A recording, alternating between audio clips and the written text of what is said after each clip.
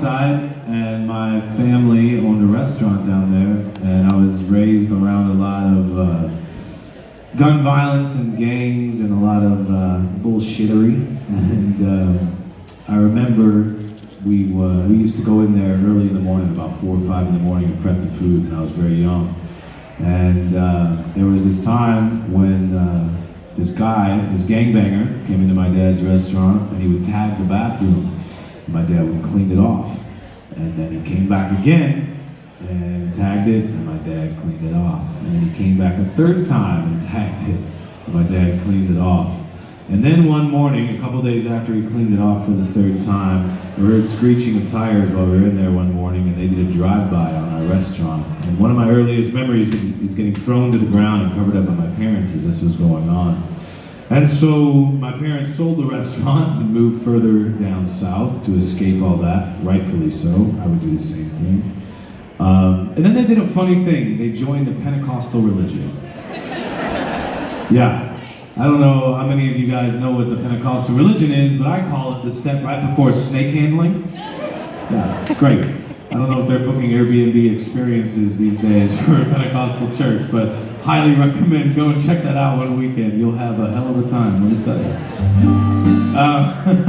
So before I continue the story, I just want to say I used to get a lot of people coming up to me in messages after I would tell this story, and they'd be like, "Shawn, I didn't realize you were anti-God and anti-religion. I'm never listening to your music again."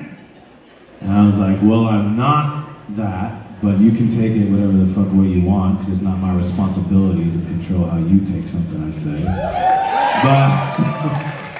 But I just want to make it clear that the only thing I believe is that I don't think anyone should give a flying fuck what someone else believes or who they love or what they choose to do with their lives. As long as they're not hurting anyone else, why the fuck should anyone else care, right? Yeah. You get it, Philly. You know the game. So now that I said that, you guys can't get mad at me for what I'm about to say, continuing the story. That's a disclaimer. So you guys agree to that. So anyways, I was raised in this Pentecostal church, and it really fucking sucked. Because I was an outsider, and I wasn't accepted in their so-called fellowship or community, as they would call it. But you know, I went through, and I did what I had to do. I got through it. I turned 18, and it was like, phew, I was out the door. And I just wanted to find my own path and do my own thing away from all that. And I think it got me to a pretty damn good place, if you understand. But I didn't hold a grudge about it all, right? I wasn't upset at them. I know that some people are fucked up in their own ways, and they deal with shit in the way that they can.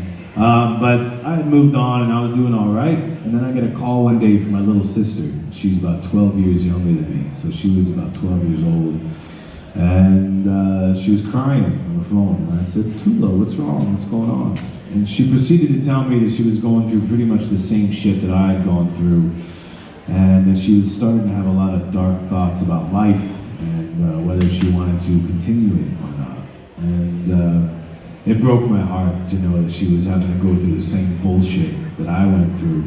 Whereas I had music and books and I had a bunch of distractions to kind of, you know, hold myself up and put a bubble around myself, she didn't have that.